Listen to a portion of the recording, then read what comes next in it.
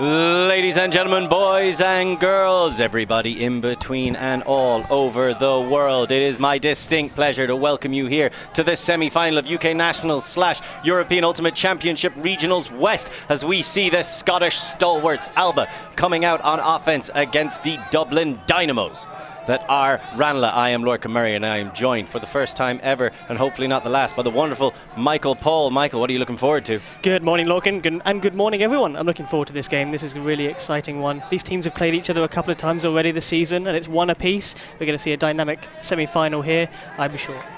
As Andrew Dick with the disc, he's looking for options. He eventually finds one. That was by no means an easy grasp. As Alba coming out here, things are a little bit pressured at the start of every game. They're going to take their time, fight their way into it. McNeil, they've worked their way down to the front of the end zone. They are working very hard, and that time it bounces out of the hands of Andrew Warnock. An unforced error, I'd say there. Alba were being really forced to smash up that line. One getting much swing, one getting able to move to the other side of the field. We're really struggling. So Peters picks it up. Can they add a bit more expansiveness with the Ranelagh D-line offense? He gets it back to Darry McNulty. McNulty, who was a huge player for the Irish under-20 team in 2019. And that looks like a Callahan reaching back from behind the play. Good golly. Is that one going to count? Looks like it's been called out. Discussions happening. No one really wants to give away a Callahan this early in the game, and they've given it. That is an absolutely huge play. As you can see here, McNulty was going to try and read Peters, lead him out of the end zone, but it wasn't about to happen under the intensive defensive pressure from Alba stealing in to get the score. I'd be really happy with that if I was Alba. Going into this game really hard, you want to set a marker and make the opposition chase you, and they've done exactly that. Unfortunate turn, being forced up the line like I said, but getting a Callahan straight back, that's the way to stamp your authority on a game. And Ranelagh are going to be reeling already. Well, I think it's important to keep in mind that Alba started on offense.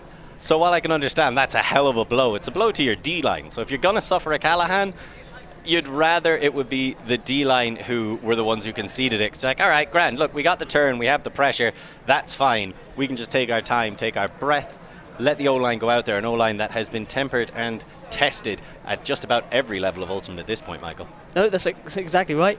They've been working really, really well at Worlds this season, of course. Only Irish team represented and doing really, really well. Seeding higher than Alba. And even managing to play them in their penultimate game, 15-9 to Ranelagh. So it's on their serve. They've won the last one. And I believe that 15-9 was avenging an earlier loss in the season, Michael? Yes, went the other way at London Invite, with Alba taking that. As we start off again, that's Shane Corcoran looking for options, and that's the classic up the line and step back for an inside break that Ranelagh love to run. Feely and Ferdia are going to be huge. It's Ferdia Rogers and Matthew Feely as they get it this time down the line and waiting for it at the hands of Tyg Deavy. He's searching, he stretches, that one's just a little bit too far ahead of Corcoran. Again, turning over on that up the line option. Lots and lots of tight match defense. We're going to see that only more throughout this game. So here comes Nugent. Feely tries to jump across and get involved, but he can't get there quite in time. So that's Tate launching it. It's floating. It's all the way to the end zone and collected for the score. Big grab for Alba and a big 2-goal lead. Yeah, score there for Cobrele. And Alba loving their breaks. Love that albatross shout. I've seen that a couple of times in my playing career. Not that I'm that happy to admit. Ranelagh now need to really sort themselves out and get started in this game. I agree with what you're saying, that when a Callahan goes in, especially in that situation, it was your D-line, but that takes a hit to the pride of the entire squad, and you need to really force your way back into it. You can see some heads have already started to drop across the Ranelagh squad, whereas Alba are going to be buzzing. And this is quite the Hiberno matchup, as we see an ancient rivalry of the Picts and the Scots going to war once again here in the fields of Middle England, we should say. Ranelagh taking that early blow. How would you suggest that they get back into this, Michael? Well, especially at this sort of level of open, I would always recommend physicality, get out there, really start to put the pressure on every single member of that opposition line and really start to dominate the physical battle. It's a great way, just a little bit of contact to remind you where you are and what you're fighting for. Because this is one of the semi-finals, we are guaranteed to have a unique UK Nats final in the first non-Chevy and Clapham final in 10 years, as Hughes Peters picks up the disc from the pull, centres it to Feely straight away. They go with the split stack and then try to clear out enough space for Rogers to get it on the sideline. These teams well acquainted with each other, so they pick these matchups in earnest. Doyle down the line, and once again it's in the hands of Peters. Peters sees Feely, gets the push pass, huge bid coming up empty, as there they shoot it to the end zone and well taken in for the score. Sorry, that was Sam Murphy who collected it initially, got the pass to Feely, who then shot it to Peters. Yeah, Ranelagh throwing a offensive offense there, looking really smooth, working really well up the pitch, transitioning really nicely in front of the end zone. There was a good bid from Alba, but apart from that, they looked to be not very close to most of that play, trailing a little bit. So that's exactly what you want to see after coming back after a break, stamping your authority as an O-line, and then handing it over to the D-line. Like, come on boys, go out there, get us a D. That's something Ranelagh love to do, just come out and quick hit offense. That time it worked out for them, much more finely tuned. You got to give credit to Joel Terry for the incredible bid, but he wasn't quite able to get there. Ranelagh are going to consistently try to create that space for the up-the-line runs that lead on to big shots. So that was a beautifully worked one by the Dubliners. Now let's see how their D-line can come out here. We know that they can get a turn. So, with their second attempt in the game, how will they be able to perform? This is a very consummate Alba offense. It is very experienced, and they've been playing at a high level for a long time, this group. They've really come together and make something special out of Scotland. And that one's going to float down and waiting for it. Andrew Warnock, he's going to let it go out of bounds. This is exactly the sort of start Alba would want, being able to play out of a static start, utilise their set play. We were talking to them before the game. They're very confident coming into nationals. This has really been the peak of their season, and they're looking to offer a bit more than what might have been considered a deep shot only type of game. We'll see just how true that holds out to be. As Warnock with the disc, marked by McNulty. He's looking for options. They've got a lot of open space in front of them, but not a lot of Scottish bodies trying to fill it right now. They get it down the line, waiting. There's McNeil. McNeil has the short option, but it's well shut off. Instead, they're forced to go around, and it floats to Warnock. He gets huge to take it down with aplomb. And then the quick movement, deciding to slow it down for a second. Habgood looking, has the pop, sees it, gets it to Webb. Webb now in the middle of the pitch. Again, these are unders that they are being forced into. So nothing too impressive. There goes the big shot to the end zone. They've got the biggest Ranelagh man to beat, but Chris Habgood does it, and then some. Brilliant body positioning. Yeah, well picked up, and much better towards the end of that point. But initially, coming out of a static start, I'd go as far to say that looked quite messy. Took a little while. McNeil managed to get free, but also almost turning over on the swing. Had to do a lot of work as a receiver to tear that down. But as the play opened up and it got a bit more scrappy, Alba were able to capitalise a lot better, using their athleticism and getting free. Ranelagh now need to come out and show them a very similar, very effective and smooth offense. They showed it last point. Their offensive line was out. Very nicely utilised toe stack. Let's see if they can do it again. So Ranelagh, very well drilled. They've been working on this structure for a few years now. This is very much the second generation of Ranelagh players who have done so well for the club. I mean, last year they were able to fight their way into the semi-finals at Euros, which is a huge achievement for them, and they're looking to build on it. Yeah, we were talking to them before this game. They were, if anything, a little bit cold and cagey. I didn't think they wanted to give anything away, but they were talking about how they're trying to utilise their full depth of their roster and really develop the setup they have there in Dublin. Naturally suspicious of journalists, and you can understand why, as there Feely spreads that one out to Rogers so frequently. That's what they're looking for right at the start. Set it to Feely in the middle, hit Rogers with a break or a leading pass, gets back to Feely. He's got such an array of throws, and Rogers just keeps moving. There is pressure all over the pitch. Tate couldn't get there in time. Rogers now looking for breaks, looking for anything. This stall count's got to be getting high. He's forced to go for a difficult flick inside, and that is great suffocating pressure from the Scots. Exactly. I'm a really big fan of team defense like that. Shut them down across the board. The turnovers don't look as impressive, but they're a turnover either way. And we have an injury in the middle of the field. Almost looked like he went down trying to push off. Those are the worst ones sometimes. Something just gives way underneath you. I hope he's okay. He's making his way off the field now. Maybe you put your foot down, a slight bit of uneven ground, and next thing you know, all of your weight is going through the side of your ankle. Looks like Ranelagh also making a change. I'm a big fan of that. Whenever you have an opportunity to put a sub on, always take it. Especially in a situation after a turnover. So Just Peters is coming on for Ranelagh as we see Terry with the disc. He centers it back into the middle and across. Alba just taking their time here, not forcing too much. And back into the middle again. They are waiting for the deep shot. They're known, like you said, for some of their more impressive deep shots. They're trying to show that they've got more depth, they've got more range. Hughes with the disc looks to lead it. Oh, there's big physicality in the middle. That's going to be a foul.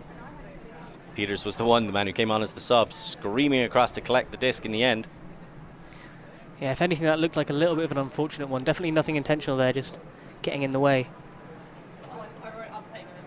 Oh, there is a heavy bit of contact there. Alba player almost completely blindsided by the Ranelagh player in the channel. Still discussing it. This would be a really, really big point for Alba to put in now, going 2 breaks clear this early in the game. We were talking earlier before the game a lot about momentum. That will be a key momentum moment for them. This point, if they can put it in. Disc has stayed with Alba. Checking it in now. Andrew Dick sends it to the sideline, and waiting there is Terry. Terry, he's got options. He takes one back into the middle of the pitch. And Alba continue to quickly flow. Nugent looking, he shoots to the end zone. It's floaty, and Terry collects. And Terry has been all over the place for Alba so far. Terry and Nugent as well. Very, very important players for Alba. Very calm, very controlled. And putting that point in like it was nothing. That's a big moment. As we can see, the Albatross is out again. Second break for the game. That's 4-1 to Alba. And it is a blitz to open up this semi-final matchup. The Irish have been knocked back, so how will they respond? Right now it seems like Alba, perhaps drawing on all this experience of playing the teams twice before already, have kind of clamped down and worked out what it is Ranelagh looked to go for initially. Yes, I'd agree. I think it is quite early in the game to see that fully develop into fruition. I think it's just a couple of unfortunate moments and a good bit of team defense. Talking again earlier about timeouts, I'm surprised Ranelagh haven't taken a timeout here to pause that momentum, have a conversation, and really make sure they go into this point correctly. Because if they don't put this one in, they're in a world of trouble. You can't let that lead keep climbing. And it's tough because do you want to start mixing up the line, trying to put out a few more different people and see if they can bring something new, or are you just going to keep with the core? And keep faith as well. Players really struggle, or some players really struggle. If you start, as soon as chips go down, as soon as it starts to become a bit of a trouble, you take them off the line. You need to show confidence in your players. You need to trust them to step up and win you big games. Big moments like this one. As there goes up the huge, if rare, flick pull. A wonderful thing to see. Nugent sending that down, and once again they center it to Feely, middle of the pitch. He looks for Rogers. Now they've set the side stack and they shoot to Doyle in the end zone, and that just might be textbook. That's pretty clean. A little bit messy in the middle, trying to get into that side stack, but if anything, that only helped them as the Alba players got a little bit stuck and almost completely free, streaking deep. Enough separation, put that on a dime every single time. That is 4-2, still to Alba. Let's see what Alba's O-line can do, because they've had a little bit of a rest now. Again, we were talking to their captain before about not necessarily going deep shot first time. Oh, that was money. Easy catch, but did the work.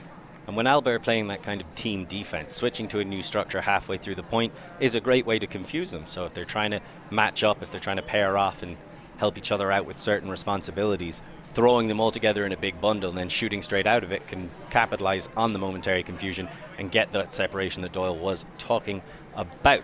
So what was your point you were making about the Alba offense, Michael? Oh, I'm just saying about not necessarily looking to hit deep every single time, but you can definitely see it in a couple of the key handlers. Their first looks every single time is head up. Is there an option developing for me?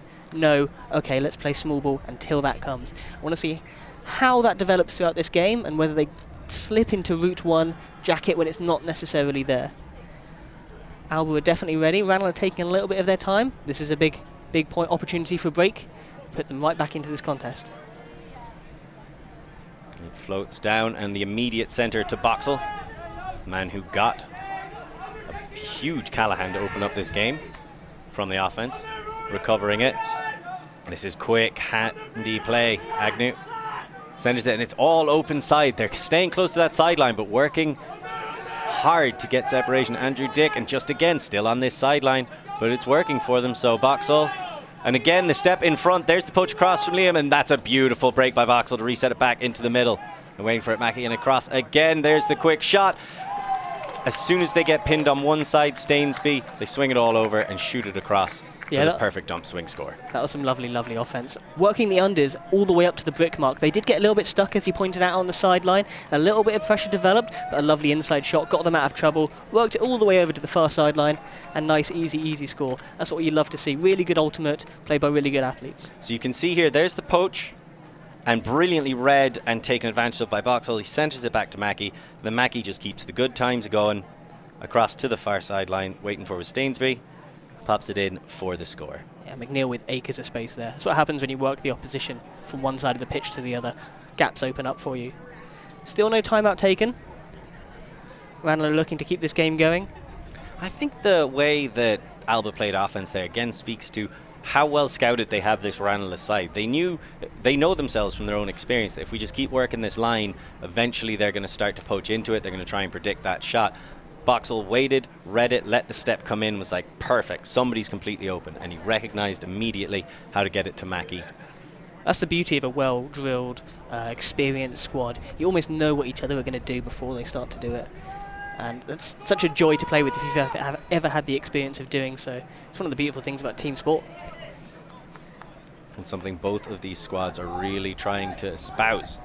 Unity, playing together, but also reacting to games, because that's a real mark of the upper echelon of teams. How do you react? How do you respond and adapt? Murphy gets it back to Corcoran. Corcoran has Rogers, but he'd have to break to get it to him. Goes back around.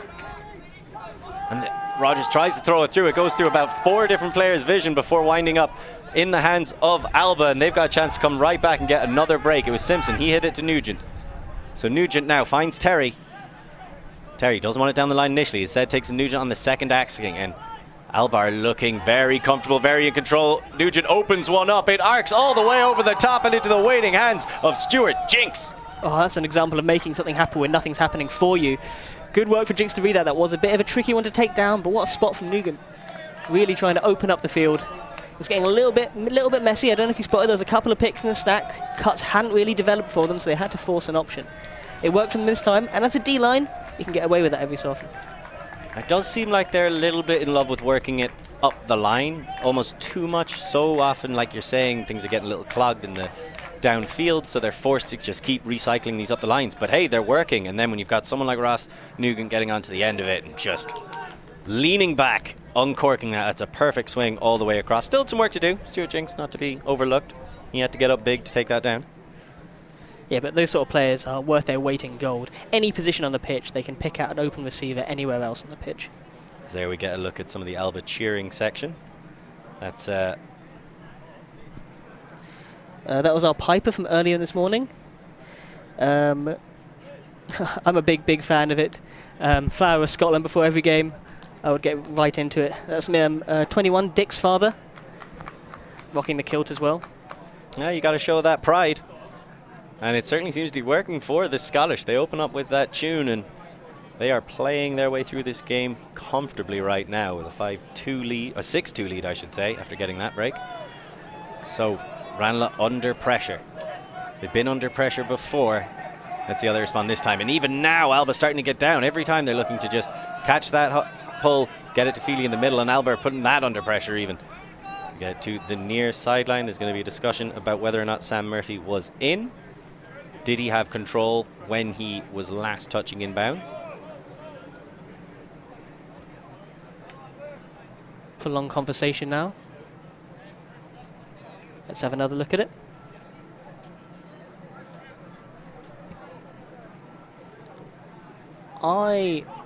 If forced to say, I'd say that's fine, and the disc has come back in and we're playing again. Andrew Cleary clearly agrees with you, Michael, as it goes back to Feely.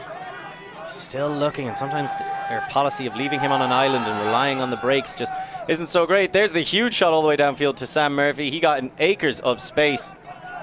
I'm not even trying to call that a hawk, as there's the quick pop into the uprushing Doyle for the score, 6-3. Oh, definitely a point of two halves there. First half, Ranelagh utilising the space really well, dragging their defenders deep, rinsing them under, and almost after that call, everything got a little bit clustered, and they went straight to the deep option. He was in acres of space, but he didn't really have much else going for them.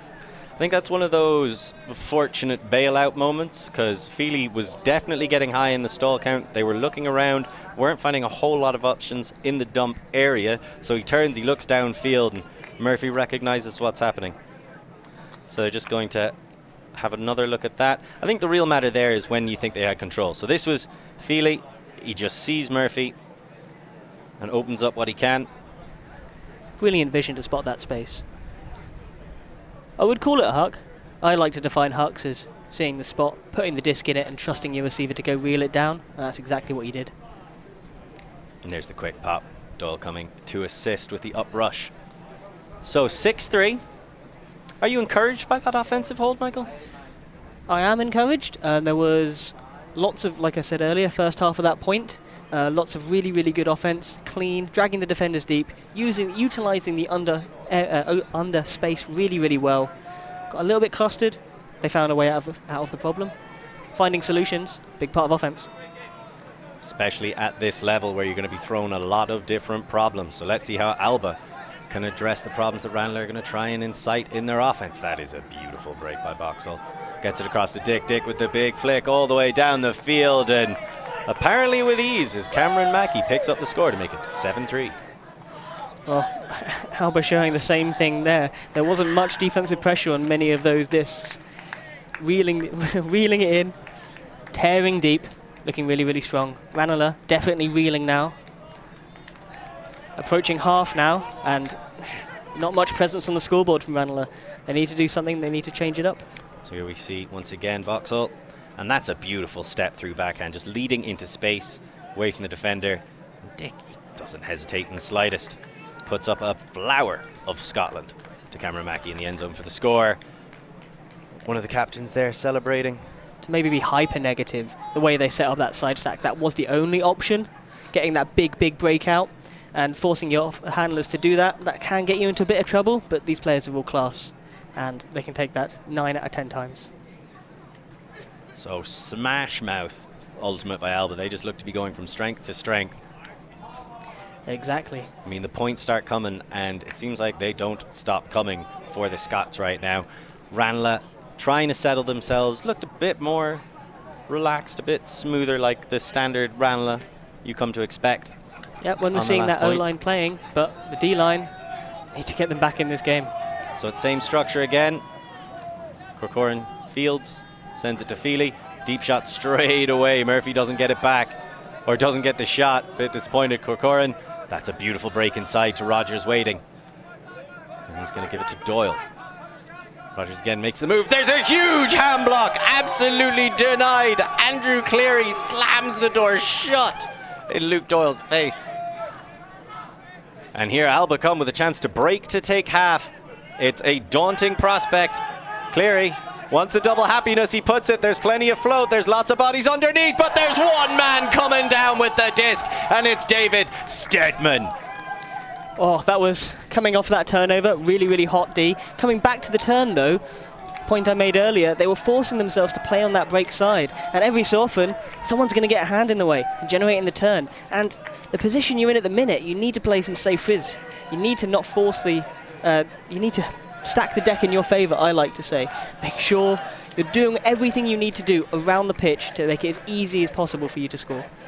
And right now, Alba are making it difficult for Ranelagh to score, taking advantage of the opportunities expertly, and just popping it in as once again the music rises in time with Stedman, who just climbed a ladder. Once I saw those bodies piling up, I was like, somebody's screaming in here and getting that disc. So 8-3, Alba take a confident lead into the second half, as we are going to take a quick break, and we will leave you with some beautiful Scottish music. We'll be back in a few.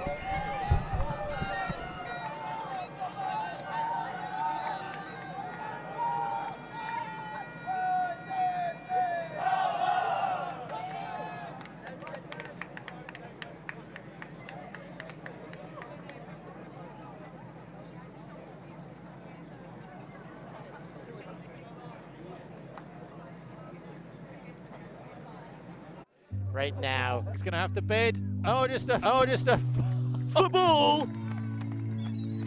Huge layout block. Unbelievable stuff on the front corner of the end zone. Maybe just that boost of energy they needed. Huge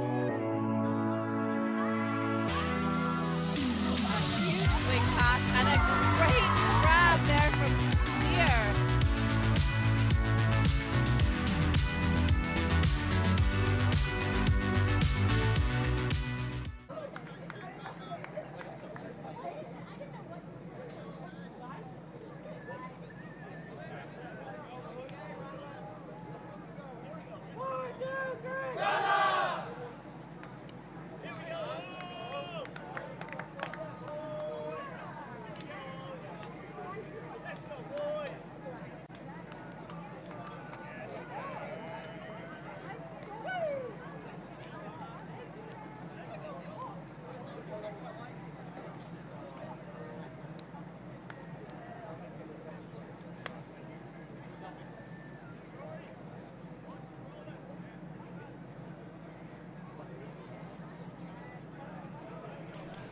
And here we go again, no rest for the wicked. Ranelagh probably having a stern talking to in that line. I think the D-line specifically need to step up and make sure they're generating turns. Alba, the position they're in at the minute, you can't rely on them giving you the disc. You need to go and take it back from them. Well, the D-line can do that. They just haven't had that many chances to. The D-line got a turn on the opening point, and I really felt like we were in for a bit of a slobber knocker, something of a slugfest, but instead we're watching a bit of a beatdown. So, can the Dubliners bounce back? Yeah, a bit of the Alba show. Ranelagh need to put this disc in. Offensive point to start the half. Need to put it in, need to start strong. People taking their time. Marshalling the troops on the Alba side, making sure those matchups are strong. And that's something they've done so well, is recognizing and assigning matchups. As we see another huge flick pull coming out of the Nuge, as that might just land inbounds and rolls back to Corcoran, and they've managed to get down. Tang racing down to shut down the options on Feely. Really well done, and there's pressure immediately. They're going to have to go for something, and it does not work. That's not how you wanted to start the second half. Ranelagh struggling when they isolate these handlers on an island. I know they've got a unique shape, but it just seems like Alba know what to do with it as Nugent goes. Great pressure from Doyle, stops that pass getting through, and if it would have been a one throw, one score, I think this game might have been done. As now Corcoran rushes to pick it up. No fear. Gets it down the line. Into the hands of Tyke Deevy. Tyke Deevy unloads, searching for Sam Murphy. He's floated it. He's going to find him in acres of space. And there Sam pops it to Doyle. Doyle with another uprushing score, and they bring it back to 8-4. Well, there was a lot happening really, really quickly there. I think the turn off the first pass started with that expert pull, flick pull, beautifully weighted, landed lovely the side of the pitch, rolled into the end zone, made it really, really tricky for the handlers. But let's not forget the two handler marks coming in really, really well, sagging it, making it really tricky, forcing that inside shot. I think if anything, Ranelagh were lucky not to concede that turn. But when they had the disc back, seeing the receiver go, floated it beautifully, easy to reel in, and just one pass, pop it in. That was a narrow window to shoot it into Doyle as well. But you can see how much faith Ranelagh have in their receivers. Stedman got a huge grab in the first half, but he's there on Sam Murphy, and Deevy's going to get that disc in power position and send it to Murphy every time. They're a really well-drilled team. The coaching efforts of Ian French and Sarah Melvin have been transformative for this club. Yeah, something I've been heard talk about a few times. When you look at Worlds, almost every American team has a non-playing coach. Here, GB, Ireland, very rare. It's nice to see a team with a non-playing coach. I'm a major proponent of it. You just need someone who's outside of the game who's going to be able to read it and keep you informed. As that one sails out of bounds. So I think it's going to be Boxall picking it up and bringing it in. Not what Ranelagh want, a bricked pull. This No. almost feels like the point they need to break if they're going to have any chance of winning this game. Alba setting a slightly different look, setting a side stack. So they're up. They're opening up their offensive arsenal to see what they can get. Once again, it's to Andrew Dick. We know he's got the flick. Does he have the backhand? They decide against it.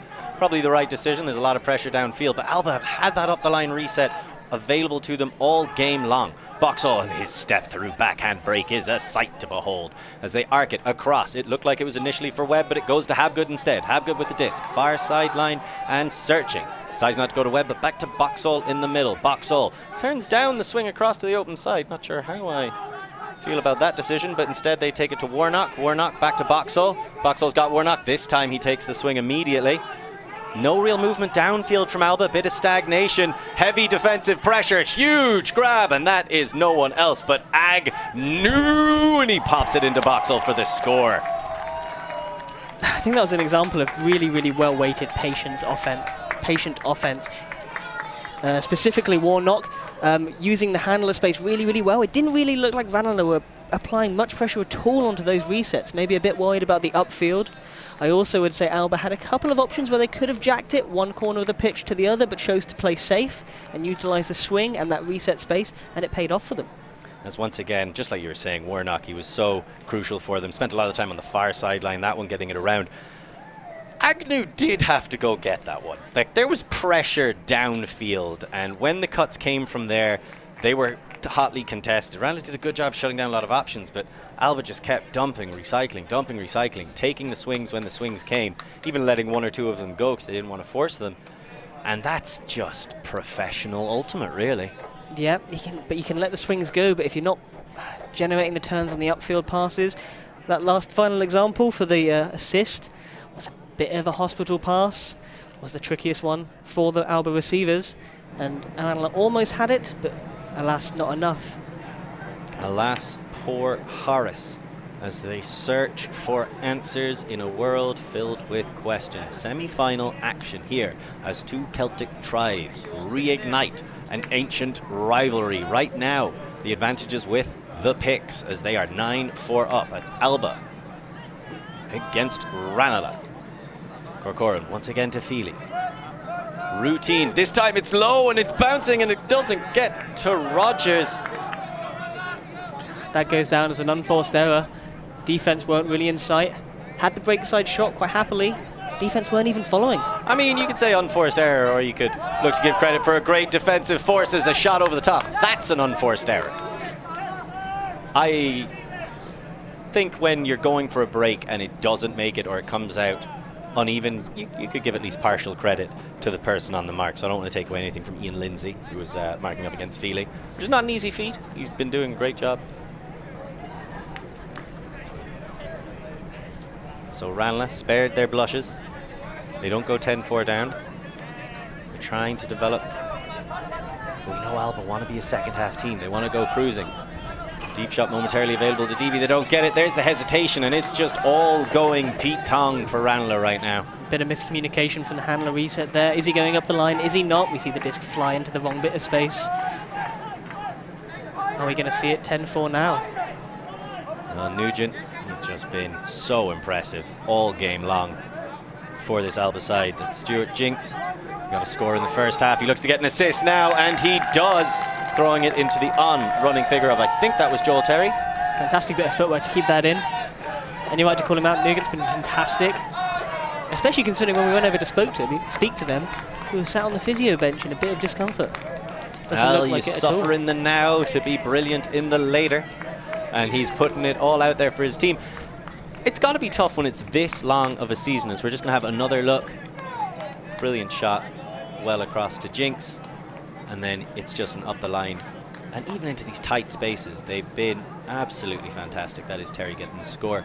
Tight space, exactly. Managing to keep that in, using the footwork, not to be forgotten there. Not a very big window to operate in. So that makes it 10-4 to Alba. We're talking about how long this season's been for both teams. I mean, they've met twice before, once at Elite Invite, once at Cincinnati. That's not to go to mention their own regionals that they've had to play themselves. How do you think Alba really managed this kind of double peak they almost have to achieve?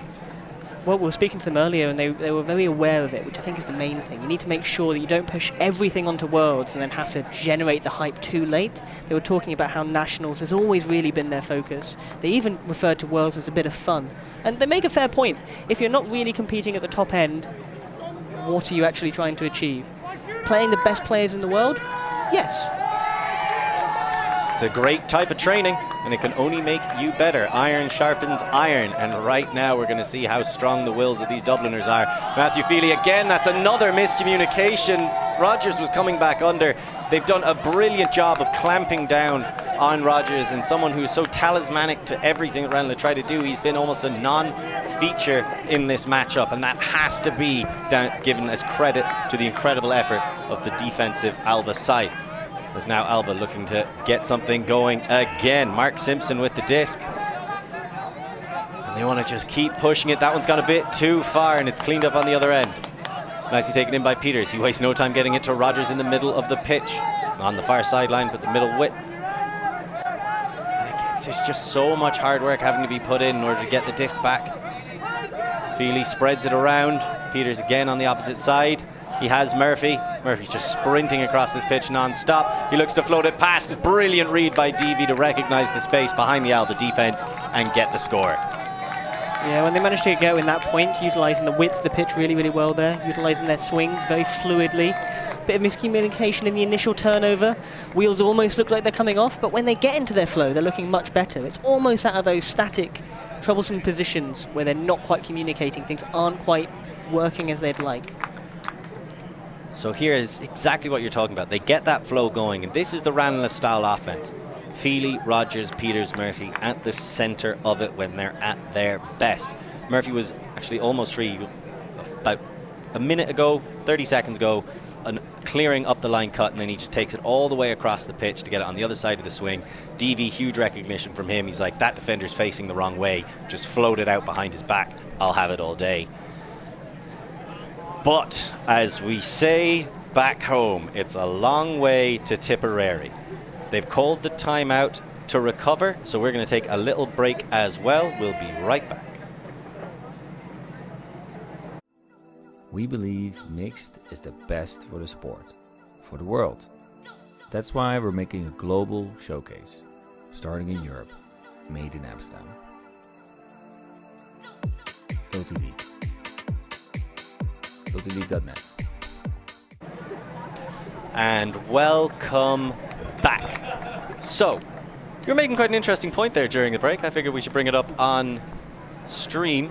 How do you feel about the disparity between how Ranelagh look when it's all going right and when Alba are putting them under immense pressure? And what do you think they could do to try and lean more to the former than the latter?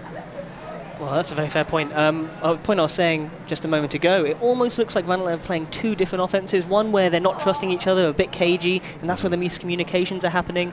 And one where they trust each other. They know exactly where each other are going to be. They're utilising the full width of the pitch, and they're looking like they're going to score every single time. So in this timeout, that's what I'd be really, really focusing on. Making sure they talk about trust, making sure they talk about relying on their systems, and make sure that they finish this game strong. They haven't got any time left. They need to definitely come out of this, make sure they generate a turn, and keep pushing on that O. When things happen, they happen in runs. We were speaking to Agnew, one of the captains for Alba before, and he said, look, we've got this bad habit where if we give up one break, suddenly we give up three, and then leads start to evaporate. We've got a couple of famous cases of that happening in the past. Ranelagh, if they get on a roll, could be just the team to do that. As you can see, they've started to switch things up already. Their D-line coming out here with a couple more features from the O-line. You might recognize Ferdy Rogers, Luke Doyle, and Sam Murphy, who will be taking part over on this side now. Oh, it's now or never. You need to start shortening the lines now if you're going to. Semi-final of UK Nat, semi-final of the EUCR West. And let's not kid ourselves, both these teams have ambitions not just of making this semi-final, but of making the semi-final in Europe as well. And not unrealistic at all. Both are really deep, well set up clubs, but I will point out maybe the second bricked pull in the last 2 or 3, you can't really afford. So there was brilliant isolation to be set up there as Boxall was trying to get it, but there's the mistake. Joel comes in to steal it, so it was Boxall trying to connect with Agnew downfield. They were just trying to isolate a deep shot. They didn't like it. Rogers picks it up immediately looking. Murphy's unmarked. There's the pick call. Sorry to cut you off there at mid-point, Michael, but it just seemed like there was going to be a big shot coming. You and the play on the pitch caught me stopped me in my tracks. Brilliant bit of isolation, brilliant bit of defense as well, shutting out for a prolonged period of time. Like, I don't know if any of you have tried to do that, but that's rough. I don't know if you've tried to do it to Cameron Agnew either. That's even rougher. So that one comes through the middle, but Tyg Bogan-Carey gets big. Those Go-Go Gadget extendo arms screeching forward. Murphy back to Rogers, and Rogers just seems like he's had enough and he's taken over. As he clears out of the way, Murphy goes to the big one around once again. That's Bogan. Looks to lead the pass back to Rogers. They are fighting, looking for their first break. I really thought Rogers was going to throw that one around. McNulty. And he's completely unmarked right now. Goes, lovely break. Fletcher collects it. Reaching up into the sky and plucking that one down from the grasp of gravity. They get it back to Rogers and Ranelagh. They're taking their time. They're not forcing too much. You can see the spaced out clamping in the end zone by Alba is really shutting down their downfield options, forcing Ranelagh to go with lots of breaks. Boxall and Rogers getting a little bit physical. But Olivia Newton-John doesn't see anything wrong with it. Neither do I. That one's almost over the top. But Murphy gets up big and takes it back down. This is just some quick resetting. There's the throw through to McNulty. Great work by him to see the space in the middle of the pitch when they're clamping on either side of the stack. There's the break. And the young man finds the big player, Tyg Bogan-Carey, for the score. A prolonged period of time in that red zone area there, but the handlers for Ranelagh are doing really, really well. Specifically the handlers they brought over from the O-line to marshal that point, generating the turn and doing exactly what they needed to do. Very calm, didn't force it. There was a couple of options. You pointed out one where it could have gone to the opposite side of the pitch. They chose to play small ball and it worked for them. Is this the start of something? Is this the start of the train? Well, it's certainly warming up. Is it going to leave the station as we have another look? Here's McNulty, and I think in a lot of ways Alba thought they had the hand block, but brilliant fake by McNulty, completely throws the mark on the inside. He steps all the way around and hits the long extending body of Tyg Bogan-Carey. So right what they needed, right when they needed it. When they needed it, if anything, it's a little late, but let's see what they can do. Yeah, fair enough. Very accurate. It's 10-6 now, so they do need quite the impressive run, but the game was in danger of being over, and I'm sure a couple of people watching at home are thinking it was. I would not be so quick to write off the Dubliners. There's the first break. Can the Scots correct past mistakes and stop the bleeding now? And as we alluded to earlier, Alba do have a tendency, once they get one break put on past them, they tend to fall, have a bit of a slump. Are we going to see that now? Well, here we go. It's in the middle of the pitch. And Ranelagh coming out just in another match defense. That's Dick once more. So frequently the first option. Boxall loves throwing to him. You can understand why. And there's a lovely little dish inside. Boxall on the uprush. A casual one almost. And that backhand of his is deadly and delicate. There's the shot to the end zone. Chasing it down is the form of Andrew Warnock. And yeah, I'd say that one scabbed over pretty quick. Utilising those inside channels really, really well. Playing along the same third, but working nicely for them. Be able to get the disc out nicely in front. Not making it too tricky. Was wondering if he was going to have to work a little bit harder for that, but caught him in stride. Beautifully weighted pass. The leading passes that this team has are so great. Like the way that Boxall just has that step out and then delicately throws the backhand, thing of beauty. And you can see that it's not just him. There's several other players. There's exactly what I'm talking about, though. Not a huge window to be throwing into, but puts that perfectly. Could have spent another 5 seconds watching that if you wanted to.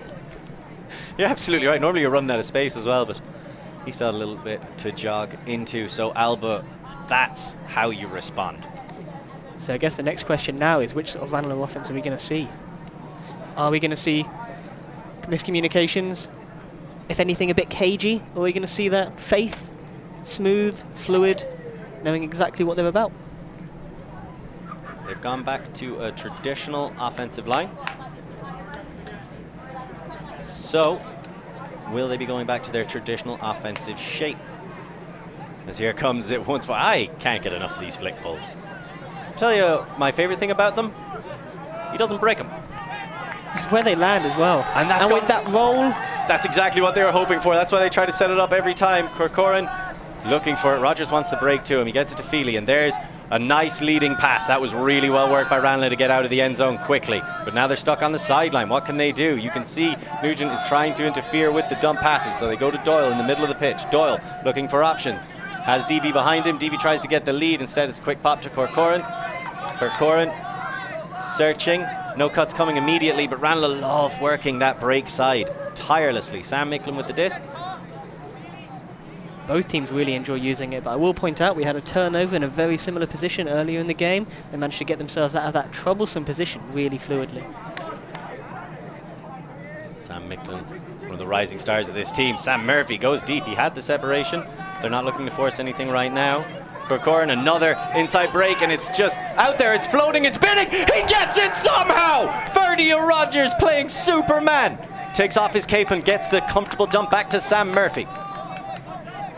Sam Murphy now front of the end zone. My adrenaline's pumping, but he looks cold as ice as he works with Feely to try and pierce a hole in the Alba defense. They've been great in front of the end zone, and that one's just a slight overthrow. Oh, I can't reel that one in. The first one was absolute magic, though. Felt like it was destined to be a score after Gravity herself decided to keep that disc one going far after it should have gone. Just enough time for Rogers to collect as Alba waste no time themselves. They're looking to launch it deep. They've got two receivers. It looks slightly too far. I may have screamed myself hoarse if Terry had been able to come up with that one. Oh, end-to-end stuff and some fantastic displays of athleticism so far. As you said, Gravity not necessarily playing the normal part in this game. We do know Gravity's fond of Dublin. Certainly familiar with it. As there's a little bit of discussion, there might be a... I believe there's sub. I think Warnock just came on. Or maybe he was just returning to position. Corcoran picks up the disc, front of the end zone, looking for options. And you can see the way Alba are constantly shifting where they're positioned based on how the threats are shaping up. And that just comes from them understanding intimately what Ranelagh are trying to do. As there we see the big lefty backhand opened up and perfectly into the path of Micklem. Micklem just had time to walk that one down, really. Gets it back to Doyle. Doyle has Murphy, decides not to force it. He has that leading pass, but instead he just goes to Rogers, middle of the pitch. Rogers searching. We know he loves a good break. And there's the give go. And Feely putting Fraser Park on skates before sending himself into the end zone for the up-the-line score. Slight discussion I think we have on the throw, but nothing coming of it. I think definitely worth pointing out Alba's defense throughout that point. Very, very comfortably switching around the static start, and as the game moved into flow, some really nice flashing into the channel, making it really tricky for Ranelagh to do anything. But they managed to just squeeze it in the end. Again, heavy utilization of those inside shots. Both teams love them. Both teams are really good at them. Here's another look.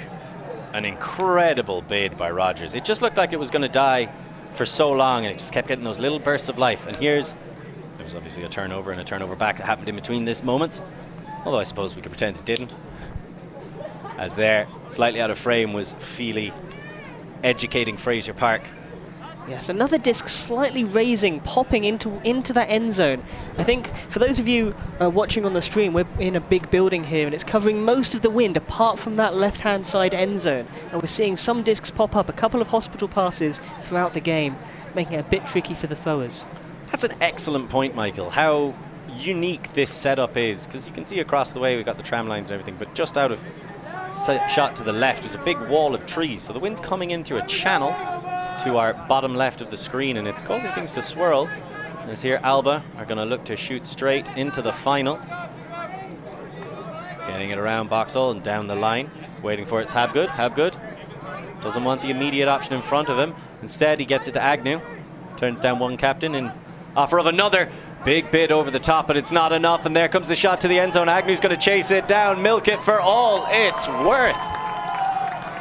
Another beautifully weighted pass, inside line, into that same third. Could have watched it for days. That disc sat beautifully. It was a great throw by Philip Webb. Agnew understood what he had. He understands that he has to keep his team's spirits up, and he has to help do everything he can to push Ranelagh's down. So a little bit of showboating right now, I personally think, is just the ticket. Here's another look. That was the quick pop. Big pressure coming in from Shane Keenan, but not quite enough in time. And there, the step through. Alba are so good at these leading pass backhands. Yeah, Keenan working really well to come in there and apply pressure, but the receiver doing really well to get their body into the right sort of position, preventing any sort of fly through D. If he was to get any more contact on that disc, I think it would have been a foul. He came straight through the back of him, and that's offensive positioning. Fantastic offensive positioning from Alba. as they are hanging on. They gave up the one break, but they look unlikely to give up another one. And this bodes well for their ambitions heading into the final, should they make it there. As you aptly highlighted, the first final in 10 years, donkey's years, since the beginning of time, that hasn't been Chevron Clapham. It just feels like a long time because we haven't had a change, as here comes Feely. Gets it back to Corcoran, and then to Feely again. So they're looking to set it up. Devi is gone, and that's so nicely weighted. You can hear a couple of moans come from the crowd, as for a brief moment it looked like Simpson was going to be able to get up there and take it down, but a quick pop in the end. I think that was Micklem to Rogers for the score eventually. Looks like Ranelagh have settled in well now. Alba's defense is making it really tricky for them to get those initial receivers open in that first static start from the set play. But as the game develops and they get a bit of movement and the switch is starting to get a little bit looser, that's when they're finding the deep space. And then there's just the uprushing to finish it off. Devi taking his time and a quick pop in. Oh, Rogers was just there to celebrate. Well, that's fair enough. That's Sam Micklem. Well, why wouldn't you want to celebrate that? I'd like a closer view of that. So 12-8, 4 points the difference. 3 points separate Alba from a historic semi-final berth. Did you know there's only 4 teams who've ever made a UK Nationals final in the current tournament's iteration? I did not know that, but it doesn't surprise me. Can you name them? Well, Clapham, Chevron. Yep. But think about it as we watch Alba hope to add their club to that role as the 5th. So Boxall searching, and no real movement coming downfield. I mean, Mackey eventually makes a cut, but it's lethargic at best. He still gets the disc. And then they get it back into the middle. So right now Alba not rushing too much, which probably works to their favor as Ranelagh coming out with a zone. Zone very late in the day here. The wind does seem to be picking up. But Alba not currently being forced to do anything fast. And they don't need to. They can rest on their laurels, use the backspace, swing the disc, play slow, and it works everything in their favor. Habgood gets it back to Boxall, and you're so right. They just no need to force anything. Has Warnock. Oh, now things getting a little bit tight, and there's one of their captains, Mackey. I mean, he's just right there. Easy as you like. Seeing the need of the handler there really aptly and finding that space just at the perfect time. Now they try to get a bit more pressure, but Boxall isn't going to rush anything. They're just going to take their time. McNeil was hoping to get something going there, I think, with Mackey a little bit, but instead they're just going to keep dump swinging it. They know time's on their side. There's the huge blade over the top to Dick. Somehow he gets his hands under that one and keeps it up. It looked destined for dirt, but now they're playing it, and they're playing it very quickly. McNeil comes and gets involved. He's working with Habgood. Habgood now with the disc. Tries to send it back into the middle, and there is Cameron Mackey to calm things down once again. Ranelagh retain the zone shape. Warnock goes to the big arcing scuba. Now there's a little bit of showing off. We love to see it. Dick thinks about it, holsters the hammer. I'd like him to pull that out again if he could. I was about to say how mature Alba's been playing.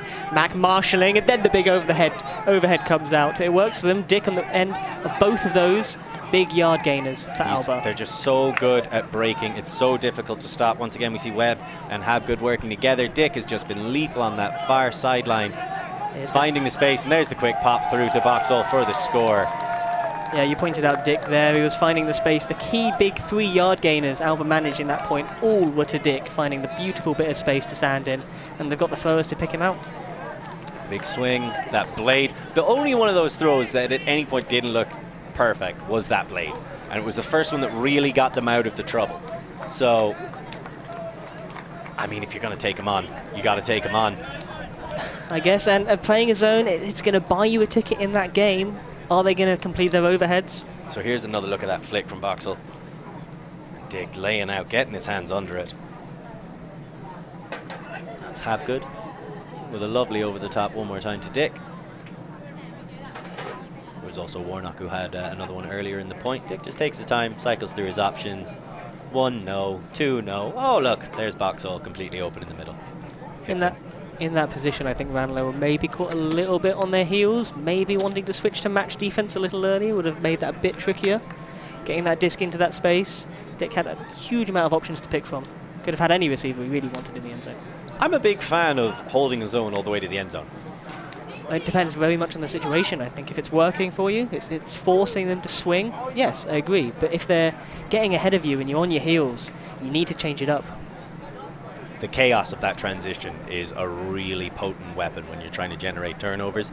Honestly, I think that's the most dangerous part of any zone, is when, first off, when they come and put it on, and secondly, when they transition out of it. Because in that moment, you're going to think someone's free, and then a defender who you'd never even considered comes out of nowhere to take it away. As this one arcs over, and once again, perfect.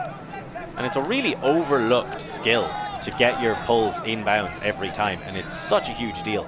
Makes a massive difference. It is vital, and it's one of the key differences between these two teams so far today. And Feely launches it deep. Sam Murphy once again, he's chasing it down underneath it. Terry's there, Sam Murphy has to put that one up again. Devi takes it down perfectly and comfortably, if we're honest with ourselves. So 13-9. Yeah, Ranelagh looking to get into their stride now. As I pointed out earlier, bit of chaos around the static start. Alba doing really well to shut it down, but eventually they find a deep receiver, someone gets free, and they can pick out that shot anywhere on the pitch. So 13-9, and the tail of the second half has been a really close fought affair. Much more competitive. I mean, bearing in mind it was 8-3 in the first half, so, you know, it would be that hard to be more competitive, but it's been nail-biting. We've seen huge plays from both sides. Yeah, definitely a much more respectable scoreline. But once again, Alba can just ride the huge lead and the momentum they built in the first half. Exactly, and if they see as another zone, it's going to be probably exactly the same story. Swing for days, chew up the time in the game. If you see some space, get the disc out there, because you've got to keep moving. You can't be on your heels against the zone, because that's when you get into trouble. We did see it happen once, and they were aptly saved by their captain, coming into that space and keeping the disc alive. I think going from this personnel that it is going to be a zone, traditionally you see Shane Doyle out there and Aidan Kelly. They're probably going to be coming down in a zone formation. Warnock Fields hits box all in the middle. Doyle comes down to put the pressure on. Yep, he's flanked there by Kelly and Peters, so this is once again that 3-2-2 zone. Very slow to set. Alba are trying to isolate two players downfield and then just overload the zone wherever they can. Just create a man advantage. There's the huge shot. Boxall finds an acre of space. Agnew, he's going to once again milk this. I don't know how that coverage got blown, but I think kablamo. Kablamo indeed. I think the deep defender for Ranelagh did have two things he had to think about. One person streaking up on his side of the pitch, but also on our side of the pitch, so closest to the camera. There was also people getting in his eye line, making him think about two things. But as we all know, that's how you beat a zone.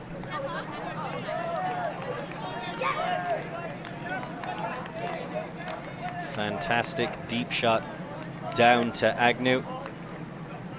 And he's just been doing that all game long, just finding that space in the deep zone.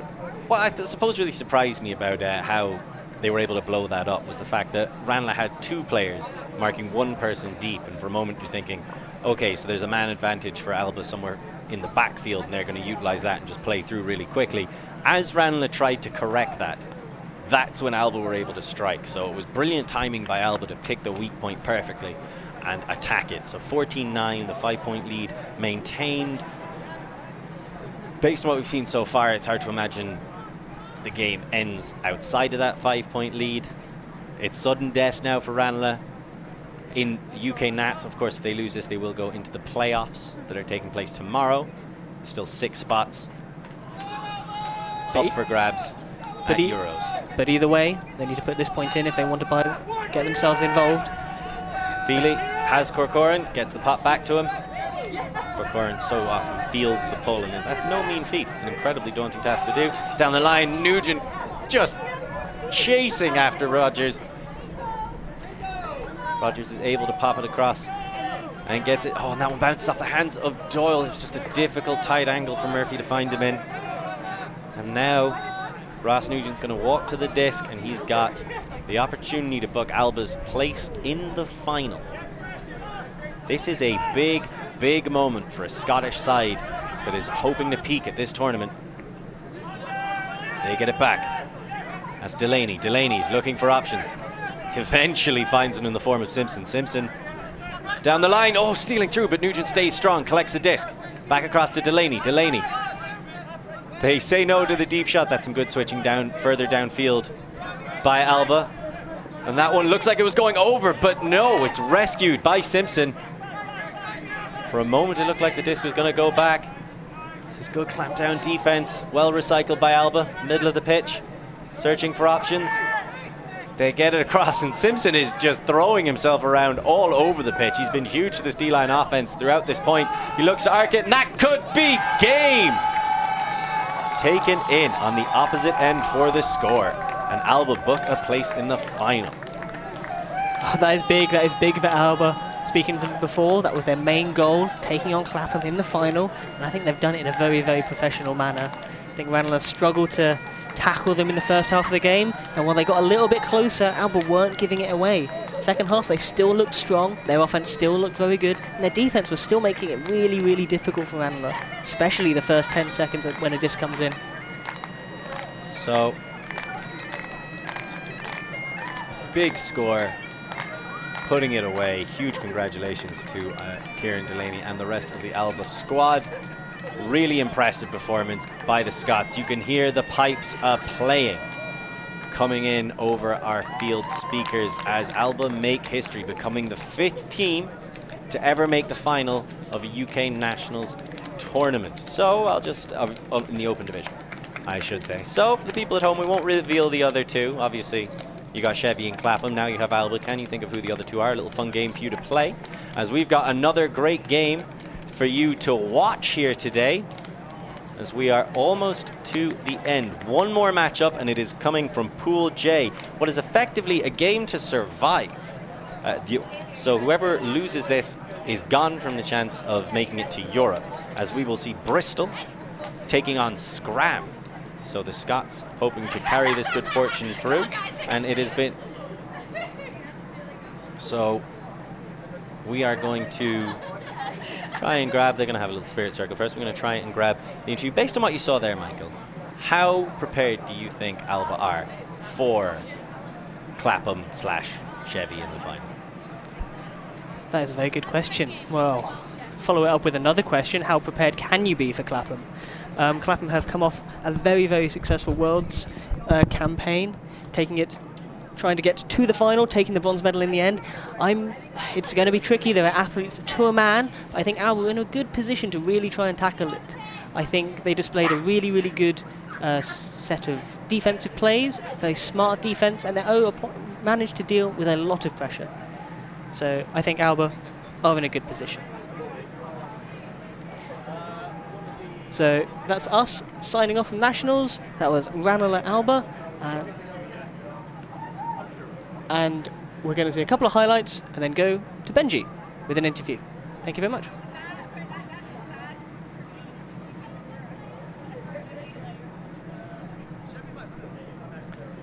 So that's the huge hand block that happened right at the start of the game. There you can see Boxall working well. And how frequently did we see Agnew and Boxall just be crucial to everything this Alba side were doing? Fantastic performance by both of them. Warnock was another player who had a really impressive game for Alba. So frequently just a linchpin. This was the huge bid by Ferdia. And just watching it live, you didn't think the disc was going to stay up nearly long enough, and it just kept getting those little extra beats of life. Big bids. This is Simpson on the final point, and he was all over the pitch on that final point, helping a D-line.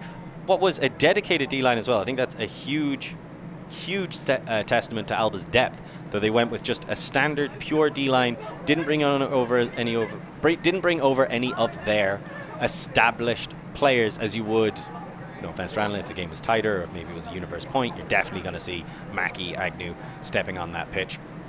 Boxall as well. But they went with pure D-line, what they started the game with, and to be able to close it with that was incredibly impressive by the Scottish. Yeah, we nodded to that initially at the beginning of the game, talking about how trusting in your lines is really, really important. It makes the players believe that they can do it. As soon as at the first sign of trouble, if you start pulling some of the weaker players off, they're not going to be able to do the job for you later down the line.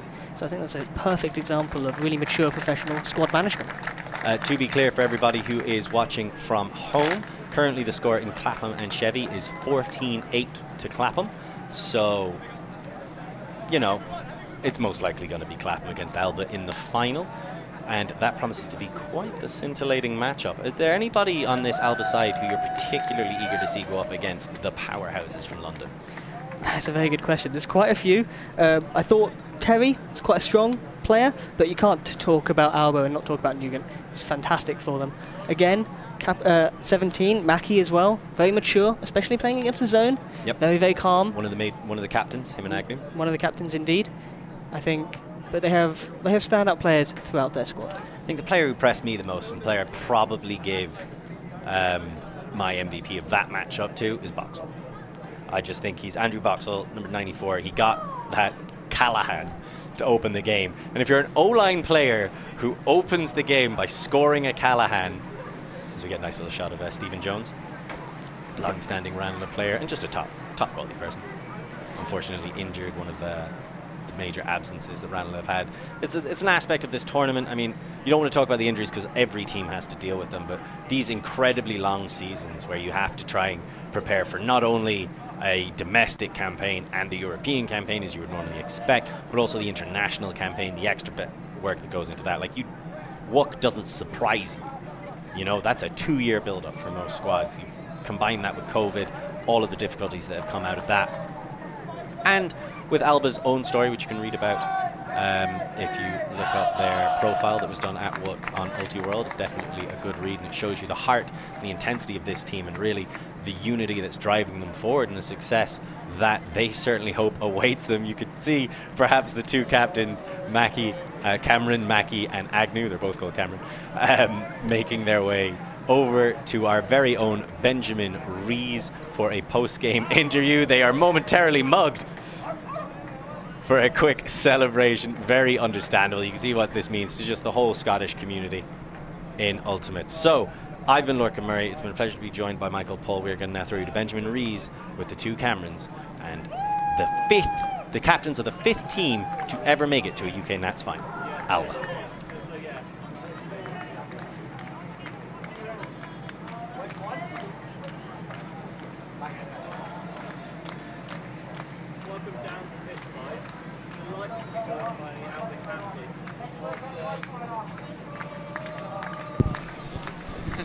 Delighted to be pitchside with two of the Alba captains after what is a historic victory. Your first national final berth. How does it feel? Pretty damn good. Pretty damn good. Yeah, I think Mackie said in the huddle there that that was the most complete game that we felt we've played all season and potentially all time. Ever in Alba's history, the most complete game we've played. Where we started that intensity, but we didn't let it drop. Our D-line was great. Our O-line held together, just kept them putting it in, and just put them under so much pressure. And that's the goal, isn't it, really? So how do you think you've been able to kind of get it all clicking now, especially when it's been such a long season going out to Worlds as well? I think we always said from the start, like, we wanted to focus on nationals.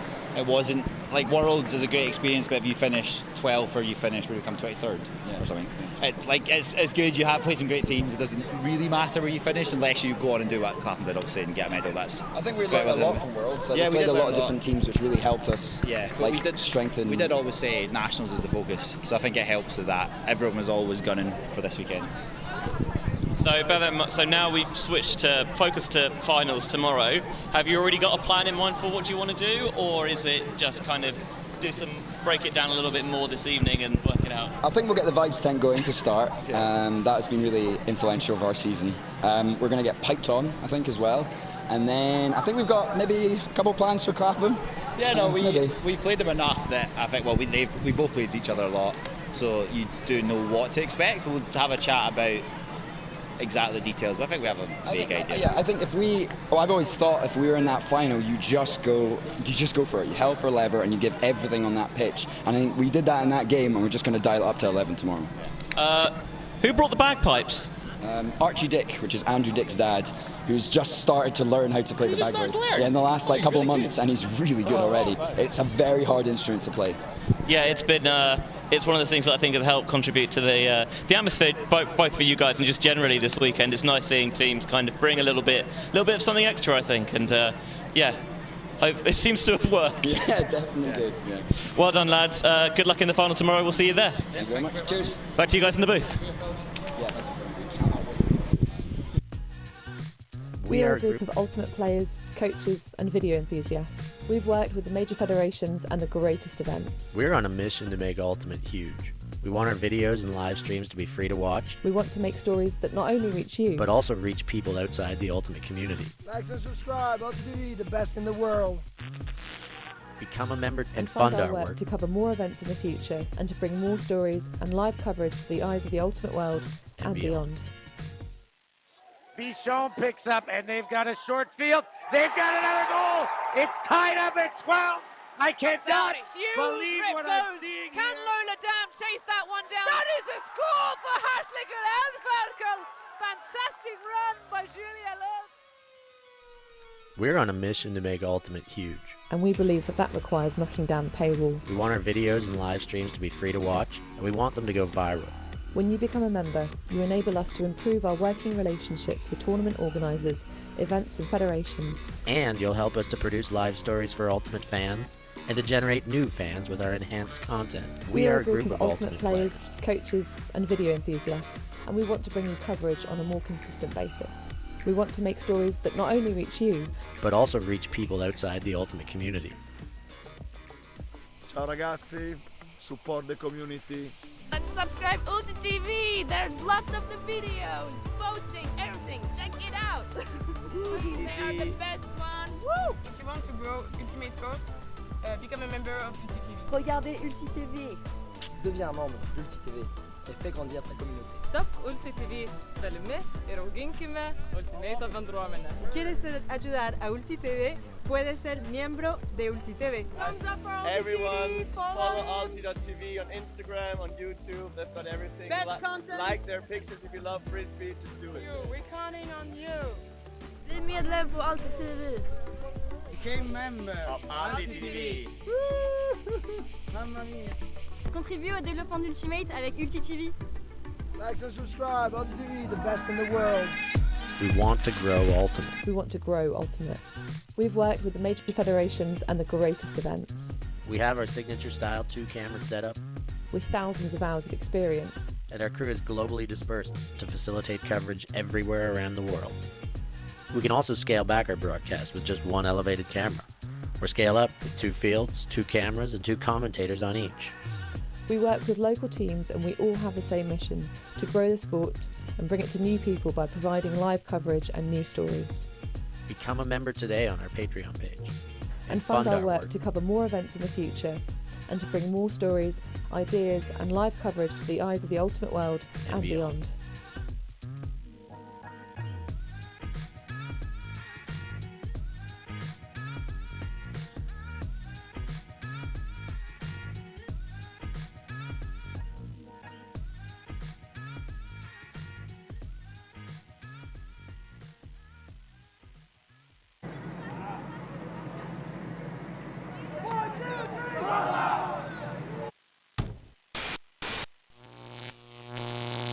ulti.TV.